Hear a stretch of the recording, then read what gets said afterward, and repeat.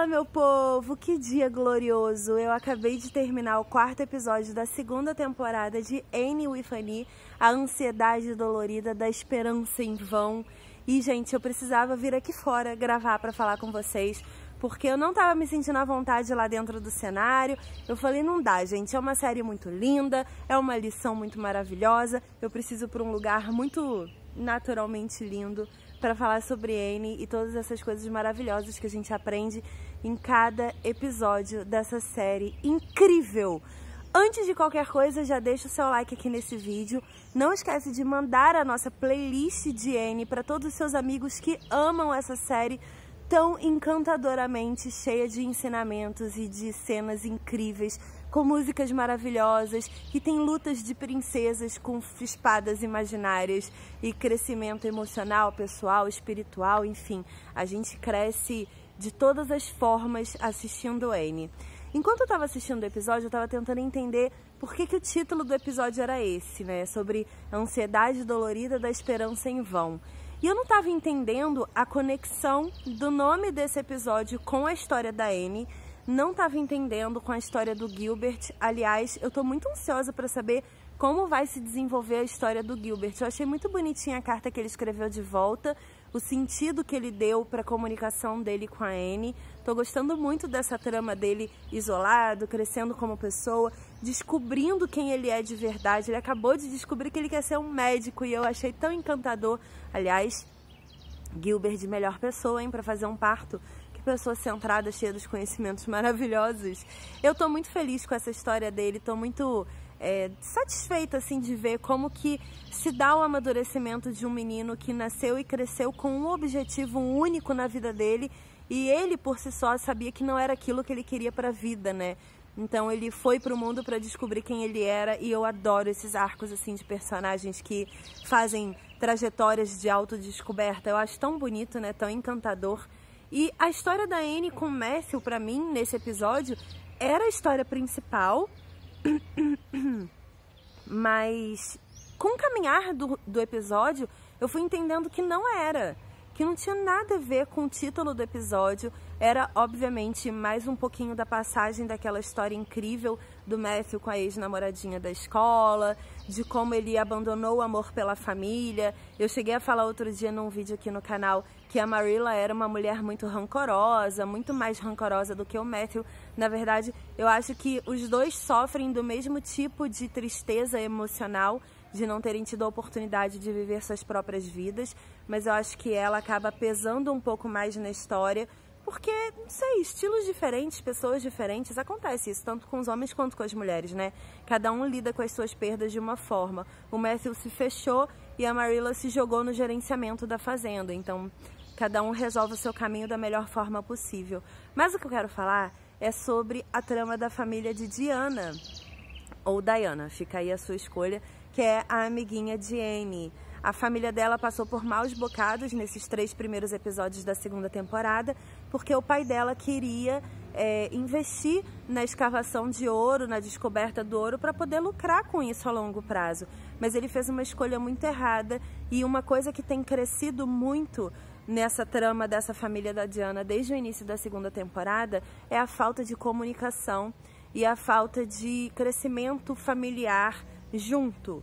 Existia antigamente e existe muito hoje ainda muitas famílias que são bem patriarcais. O pai decide tudo, o pai trabalha, o pai que sabe das finanças, o pai que define quem vai para onde e não se abre nem com a esposa e nem com os filhos. E isso gera um crescimento bem distanciado, assim, do relacionamento familiar, né?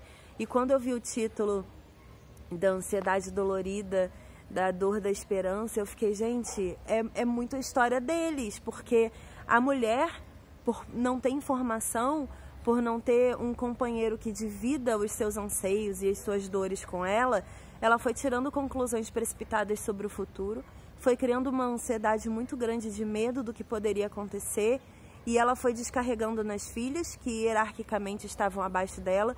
Por isso que eu não gosto muito quando famílias lidam de forma hierárquica com os seus membros, ou seja, coloca o pai num cargo mais alto dentro da casa, a mãe no segundo cargo e os filhos todos abaixo. Eu acho que uma família, todo mundo tem que se ajudar, todo mundo tem que se dar as mãos, estar um ao lado do outro. Não existe ninguém melhor do que ninguém. Existem apenas pessoas com mais experiências. E quando você tem mais experiência, o seu dever é passar a sua experiência para frente, para que as pessoas não sofram tanto quanto você sofreu com determinados assuntos. Mas se fechar no seu mundinho, não conversar, viver as suas dores emocionais sozinho é muito prejudicial. E durante muitos anos, muitos séculos, os homens carregaram essa carga emocional de levar a família sozinho, de administrar as finanças sozinho e de ser o responsável por prover para uma família, e é um peso muito grande, né? Eu vejo que socialmente a gente está lutando muito para que as mulheres tenham os seus lugares de igualdade, sejam respeitadas como profissionais, como membros da sociedade ativos, que têm ideias, que têm, enfim, vontade de construir com as próprias mãos muitas coisas. Só que a gente esquece que nessa transformação tão brusca para as mulheres tomarem os seus lugares de direito e serem respeitadas como seres humanos produtivos de fato, a gente esquece que homens estão ficando talvez sem saber o que fazer, como fazer, que espaço ocupar. E eu acho que se a gente tem um pouquinho de sororidade como ser humano, como mulher, como esposas, como mães, como filhas, como sobrinhas, enfim, qualquer que seja a nossa posição de mulher na sociedade, eu acho que a gente tem que aproveitar a nossa vontade de ser respeitada e ajudar os homens também a se encontrarem nesse novo mundo, sabe? Para que eles não padeçam de tristeza emocional. Isso aconteceu com a família da Diana. A mãe estava sofrendo de uma ansiedade muito grande, ela não conseguia arrancar do pai nenhum tipo de conversa ou carinho sobre como seria o futuro, e no momento que ela chegou no limite dela, ela conseguiu conversar de fato, porque até o momento ela estava cobrando dele, cobrando explicações, cobrando respostas, cobrando, e ele realmente não sabia o que fazer com isso, porque enquanto patriarca, teoricamente ele não precisava dividir nada com ela, né?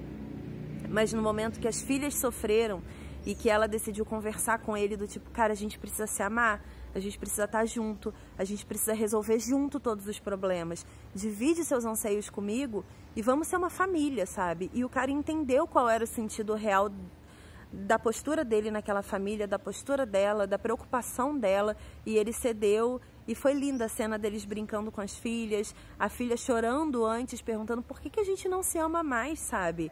Só porque a gente tem um problema, é uma criança, e ela teve uma visão de amor muito maior do que os próprios pais. Então eu acho que esse episódio ele foi muito mais pra gente, adulto, que somos ou seremos, dependendo se você já teve filho ou não, como nós aqui que nunca tivemos, pais um dia, responsáveis por crianças um dia que vão habitar aí o mundo que a gente quer para o futuro. A gente tem uma responsabilidade muito grande de ser mais companheiro enquanto família, de saber conversar, de saber dividir as emoções, de saber dividir as atividades, de não colocar toda a carga pesada nas costas do homem e nem assumir pra gente toda a carga pesada também. Eu vejo muita gente se equivocando quando fala sobre homens e mulheres e o quanto a gente pode assumir as nossas forças e ser alguém incrível. A gente pode ser alguém incrível e a gente pode ter alguém do nosso lado nos auxiliando sempre que a gente precisar. Ser família é isso, né? Ser família não é você ser solitário. Então, independente se você é casado com outro homem, se você é um homem casado com outro homem, uma mulher casada com outra mulher, ou um homem casado com uma mulher, ou se vocês são 3 dentro de um relacionamento, não importa. O que importa é que a gente, para crescer como família, para crescer comunidade, para crescer como ser humano, a gente precisa dividir, compartilhar, conversar, abrir o nosso coração, pedir ajuda quando precisar. Isso é a humanidade, sabe? Isso é o que a gente veio aqui para fazer. A gente veio para evoluir como uma raça inteira e não como indivíduo só.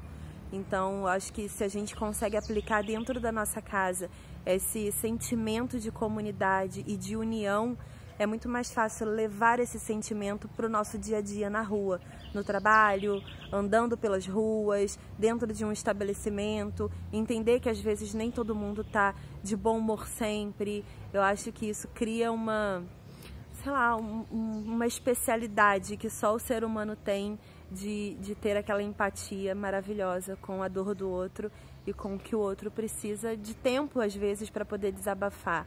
Eu achei muito bonito esse arco da família da Diana, era um arco que estava meio apagado durante todas as histórias da Anne nesses 3 primeiros episódios e do Ouro, mas que nesse episódio se fechou de forma belíssima e eu fiquei muito apaixonada pela história e fiquei muito apaixonada principalmente pelo crescimento emocional de todos os personagens daquela família.